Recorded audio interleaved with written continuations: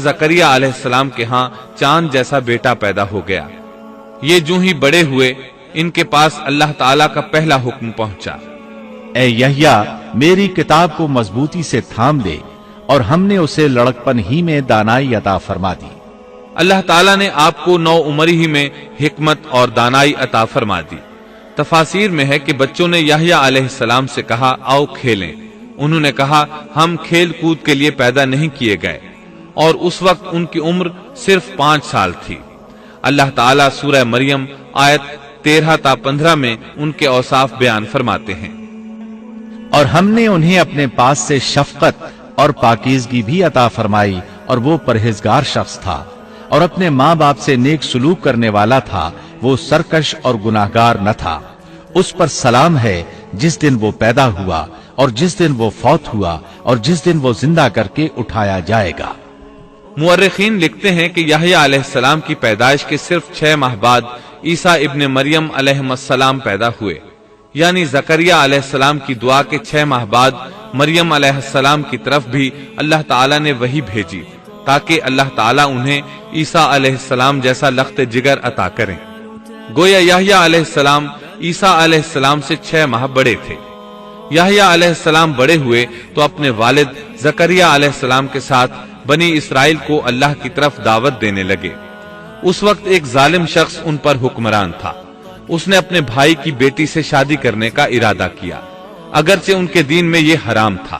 اس نے یحییٰ علیہ السلام سے اس شادی کی اجازت طلب کی، اس لیے کہ ان کی نبوت کا اس وقت تک چرچا ہو چکا تھا، اور وہ ان کے درمیان شریعت کے مطابق فیصلے کیا کرتے تھے۔ فتویٰ لینے کے لیے وہ تحفے تحائف کے ساتھ آپ کی خدمت میں آیا۔ یحییٰ علیہ السلام نے لوگوں کو جمع کیا اور خطبہ دیا کہ لڑکی کی اپنے چچا سے شادی حرام ہے۔ بادشاہ اور وہ لڑکی یہ فیصلہ سن کر غضبناک ہو گئے۔ لڑکی نے بادشاہ سے کہا تم یحییٰ کو قتل کرا دو، تب ہماری شادی ممکن ہے۔ بادشاہ نے ان کی طرف اپنے سپاہی روانہ کر دیے۔ اس وقت یحییٰ علیہ السلام محراب میں نماز ادا کر رہے تھے۔ سپاہیوں نے انہیں قتل کر دیا۔ اس طرح بادشاہ نے اپنی بھتیجی سے شادی کر لی۔ اس کے بعد انہوں نے آپ کے والد زکریا علیہ السلام کو بھی قتل کر دیا۔ اس طرح اس دور کے 2 نبی قتل کر دیے گئے۔ عیسیٰ علیہ السلام باقی رہ گئے۔ آپ یحییٰ علیہ السلام کی زندگی ہی میں نبی قرار پا چکے تھے۔ اس وقت آپ کی عمر 30 سال سے کچھ اوپر تھی۔ امام بخاری رحمت اللہ علیہ نے صحیح بخاری میں حدیث اسراء کے تحت سیدنا یحییٰ علیہ السلام کے ذکر میں یہ روایت لکھی ہے کہ نبی کریم صلی اللہ علیہ وسلم نے فرمایا، جب میں دوسرے آسمان پر پہنچا تو دیکھا کہ یحییٰ اور عیسیٰ علیہ السلام موجود ہیں، اور یہ دونوں خالہ زاد بھائی ہیں۔ جبریل علیہ السلام نے کہا یہ یحییٰ اور عیسیٰ علیہ السلام ہیں، انہیں سلام کیجیے۔ میں نے انہیں سلام کیا، دونوں نے سلام کا جواب دیا۔ پھر دونوں نے کہا آپ کا آنا مبارک ہو اے ہمارے نیک بھائی اور نیک نبی۔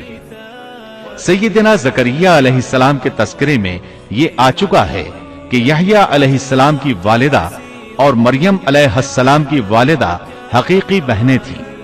اس لیے حدیث معراج میں نبی کریم صلی اللہ علیہ وسلم کا یہ فرمانا کہ سیدنا یحییٰ اور سیدنا عیسیٰ علیہ السلام خالہ زاد بھائی ہیں، اسی رشتے کی طرف اشارہ ہے۔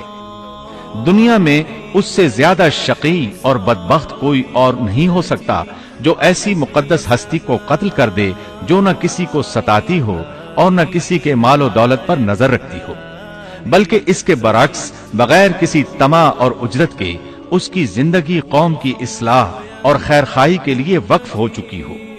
چنانچہ نبی کریم صلی اللہ علیہ وسلم نے اسی بنا پر سیدنا ابو عبیدہ رضی اللہ عنہ کے اس سوال پر کہ قیامت میں سب سے زیادہ عذاب کا مستحق کون ہوگا یہ فرمایا تھا، وہ شخص جو کسی نبی کو یا ایسے شخص کو قتل کرے جو بھلائی کا حکم کرتا ہو اور برائی سے باز رکھتا ہو۔ اقوام عالم میں صرف یہودی ہی ایک ایسی قوم ہے جس نے ایسے پاکیزہ نفوس کو بے تحاشا قتل کیا۔ اللہ رب العزت سورہ بقرہ آیت 61 میں فرماتا ہے، اور وہ نبیوں کو ناحق قتل کرتے تھے۔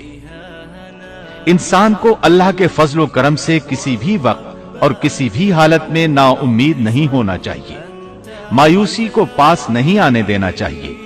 کبھی ایسا بھی ہوتا ہے کہ انسان پورے خلوص اور پوری دل جمعی کے ساتھ دعائیں کرتا ہے اور مسلسل کرتا رہتا ہے، لیکن اس کے باوجود بھی مقصد حاصل نہیں ہوتا۔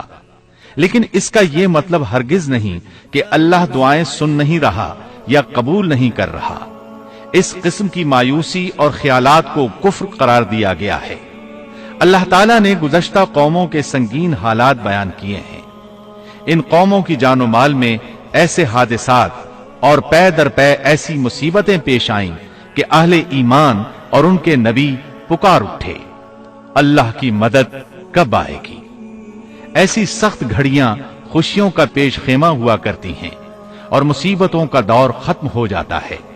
جو لوگ اللہ کی قضاء و قدر پر بھروسہ رکھتے ہیں وہ ایسے لمحات میں مصیبتوں کی دلدل سے نکل جاتے ہیں اور انہیں اللہ تعالیٰ کی طرف سے ایک نئی زندگی عطا کی جاتی ہے۔